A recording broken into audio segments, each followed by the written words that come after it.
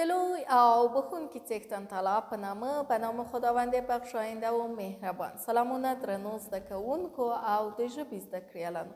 سلام دوستان عزیز و شاگردان زبان آموز. په دې هیله چې ټول روغ رمټ اوسئ په امید از اینکه همیتان صحت و سلامت باشین. موږ او تاسو په شپږم ټولګي کې ما او شما در صنف ششم پنځم لوست د ښوونکي په اړه ولوستل. درس پنجم را در مورد معلم خواندیم.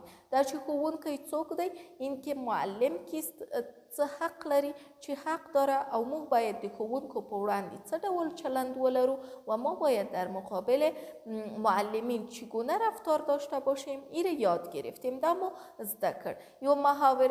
یک محاوره بود چې دما هم زده کرد. این هم یاد گرفتیم و کار کردیم. نن راځو امروز میایم او شپږم لوست لولو. درس ششم را با هم کار میکنیم.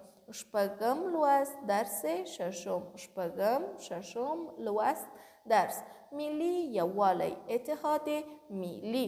شما اینجا ببینین عکس چی رو میبینین؟ دو دانه دست میبینین که به یکدیگر، یا دو دانه آدم هستن که به یکدیگر دست دادن، یعنی متحد شدن. ملی یووالی، اتحاد ملی چیست؟ هدف ما از این درس چیست؟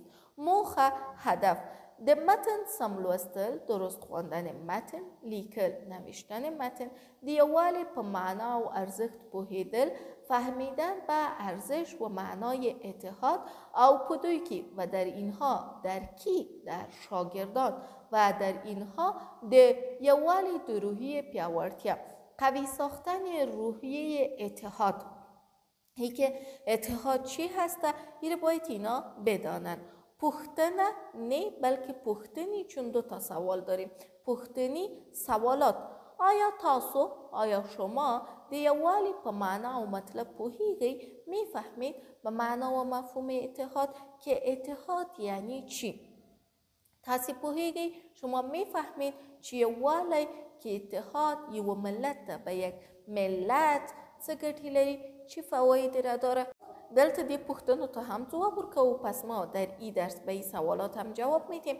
پښتو ژبه هم زده کوو، زبان پښتو را هم یاد میگیریم او همداسې و همیطور گل پاچا الفت پیژنو، گل پاچا الفت را میشناسیم، به مفهوم شعر میفهمیم او نوی کلمه زده کوو و کلمات جدید را در قسمت اتحاد میدانیم و یاد میگیریم. یووالی، اتحاد در ژوند، زندگی، کامیابی او نیکمرغی، خوشبختی ده است. اتحاد خوشبختی و کامیابی زندگی است. یووالی د ملتونو د ترقی وسیله ده. اتحاد وسیله ترقی و پیشرفت ملت ها است. یووالی د بی اتفاقی ضد دی. اتحاد ضد بی اتفاقی است.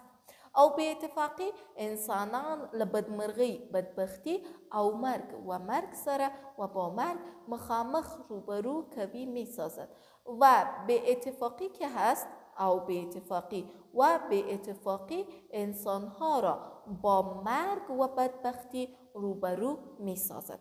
پس اتحاد خوشبختی است، بی اتحادی یا بی اتفاقی مرگ هست. لکه باغ یو مملکت وګڼه وروره، پکې هر قسم ګلونه بوټي ګوره، ونې ډېرې خو باغ یو دی، که پوهیږي که کوي بل رنګه فکر ډېر غوړېږي. دوه سکه ورونه لري بیل بیل نومونه،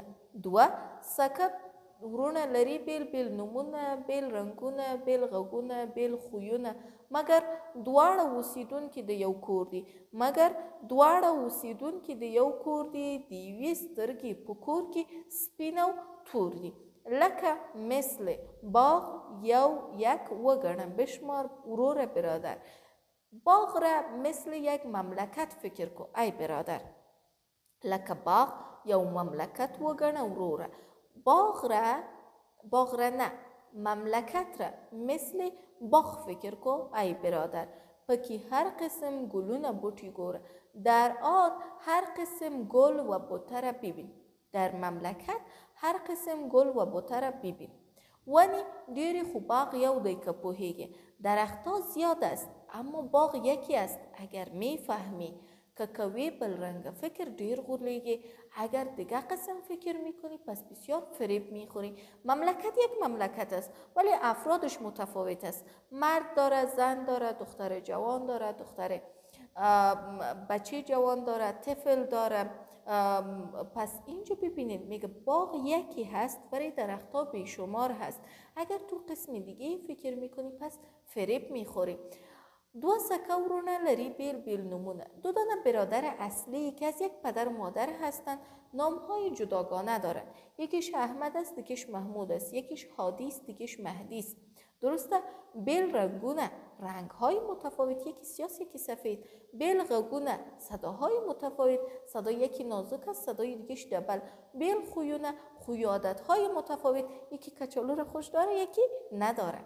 مگر اما دوار اوسیدونکي د یو کور دي، هر دوتایش باشنده یک خانه است، هر دوتایش د یک خانه زندگی میکنه. اوسیدونکي باشنده 200 سترگی په کور کې سپین او تور دي. در خانه یک چشم یکی سفیدی است و دیگری سیاهی است. یعنی که اگر سفیدی و سیاهی و چشم نباشه خب چشم دیگه دیده نمیتونه، یعنی یک نوع ارزش داره.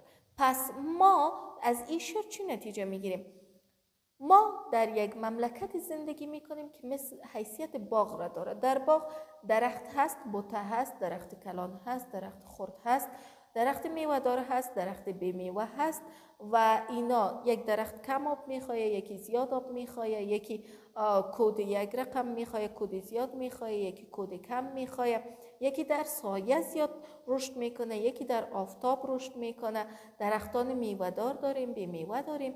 پس ما افراد داریم، آدم داریم، مرد و زن داریم. بعض مردها کاریگر هستند، بعضی ها درسخوان هستند، بعضی ها خلاق هستند، بعضی ها یک کار دیگه را یاد دارند.